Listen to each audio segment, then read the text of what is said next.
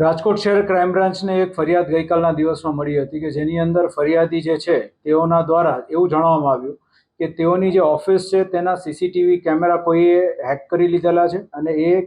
CCTV કેમેરાની અંદર અમુક એમની જે અંગત ક્ષણો જે હતી એ અંગત ક્ષણો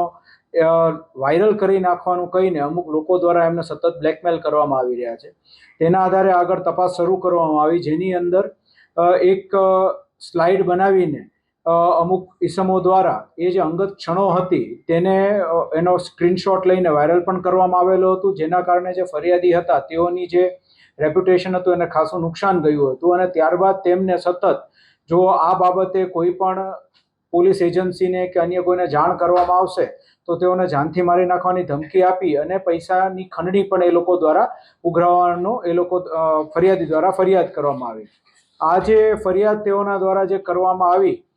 તેના આધારે પછી જે ક્રાઇમ બ્રાન્ચના ઓફિસર્સ છે તેઓ દ્વારા વ્યવસ્થિત એનું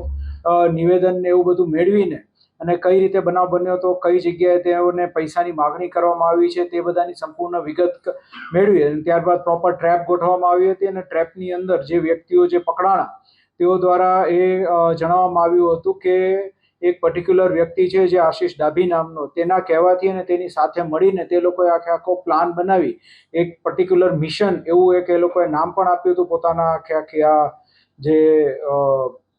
એમણે જ્યાં બ્લેકમેલિંગ કર્યું હતું તેને, અને એ મિશન હેઠળ તે લોકો દ્વારા આ પૈસાની માગણી કરવામાં આવી હતી. અત્યારે ટોટલ 3 લોકોની ધરપકડ ક્રાઇમ બ્રાન્ચ દ્વારા આ ટ્રેપ કરીને કરવામાં આવી છે, જેની અંદર ધર્મેશ નામનો એક વ્યક્તિ છે, એઝાઝ નામનો એક વ્યક્તિ છે અને આશિષ ડાભી નામનો એક વ્યક્તિ છે. અને જે વ્યક્તિ પાસેથી આશિષ ડાભીના જે સીસીટીવી કેમેરા મળ્યા હતા એ વ્યક્તિની શોધખોળ હાલ શરૂમાં છે. ટોટલ આ લોકોએ 25 લાખ રૂપિયાની ખંડણીની માગણી કરી હતી અને જે સીસીટીવી ફૂટેજીસ છે એ થોડા અમુક 7 થી 8 મહિના જૂના પુરાણા છે જે તે લોકોએ મેળવ્યા હતા. જેણે આ સીસીટીવી ફૂટેજ જે છે એ લીક કર્યા એ વ્યક્તિની શોધખોળ હાલ શરૂમાં છે અને એને ભવિષ્યમાં પછી આગળ કાયદેસરની કાર્યવાહી તેના વિરુદ્ધ પણ કરીશું.